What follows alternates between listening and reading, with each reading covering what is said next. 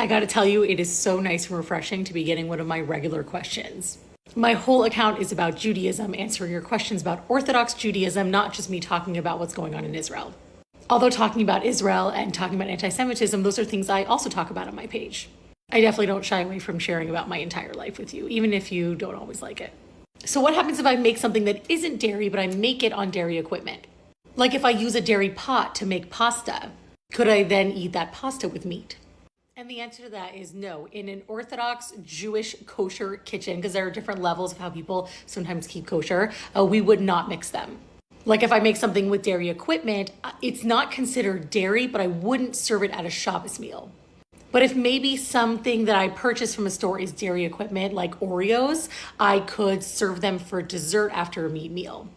But then something like Oreos, you wouldn't want to serve on meat plates. You would actually want to serve that on like plastic or disposables. I find it's just easier to buy the dairy-free Oreo alternative. And for making pasta, I actually have parve pots. Parve is when something's not dairy or meat, it's neutral. And that way, when I make the pasta, it can be served with either meat or dairy.